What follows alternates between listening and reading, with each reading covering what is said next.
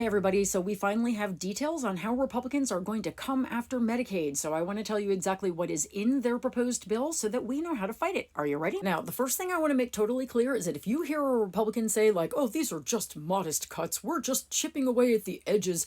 No, they're not. These cuts, if they went through, would be the largest cuts to Medicaid in the history of the program. The largest cuts ever. People will literally die because of them. They are benefit cuts. And even worse, they are benefit cuts that are unnecessary except to pay for tax cuts for people who totally don't need them. So the CBO, which is the Congressional Budget Office, they are a nonpartisan division that sort of figures out how much things are going to cost, says that this is going to come out to about $715 billion in cuts to Medicaid. The CBO also reported that as a result of these budget cuts, about 8.6 million people in America will lose their health insurance. Just to be clear, 8.6 million people is the population of all of these states combined. It actually gets a little worse than that, though, because in this bill, Republicans also had the chance to extend the tax credits that helped people afford their Affordable Care Act health insurance premiums.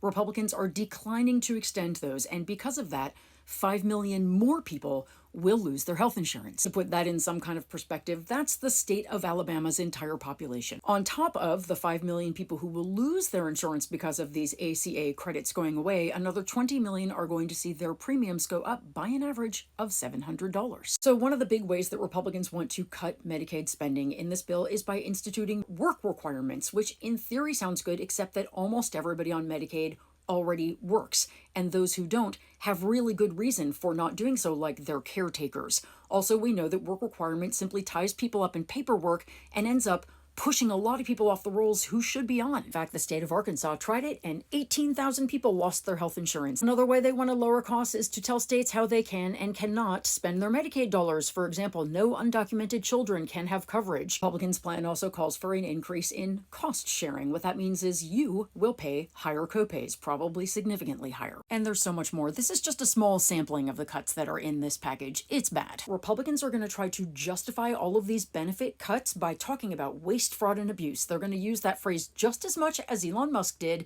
and similar to him, it is to cover up self-dealing motives. Obviously, nobody wants waste, fraud, or abuse. That's not what this is about. These cuts go so far beyond what any conceivable waste, fraud, or abuse could be.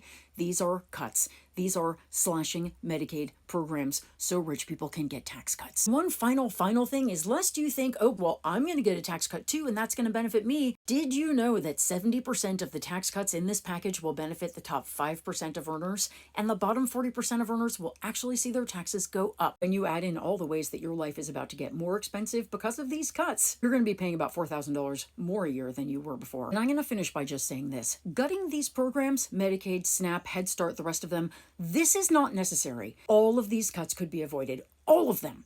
If we just let Donald Trump's tax cuts from 2017 expire. And if anybody tells you that these cuts are about fiscal responsibility, that's absolute baloney. This is going to skyrocket the deficit. People are saying likely by $4 to $5 trillion. This literally is a scam. It is a wealth transfer from working Americans and poor people to rich people, and it will make millions of Americans suffer horribly. So call your representatives, especially if they're Republican, and tell them hell no. Because healthcare is a human right, and any lawmaker who disagrees should lose their job.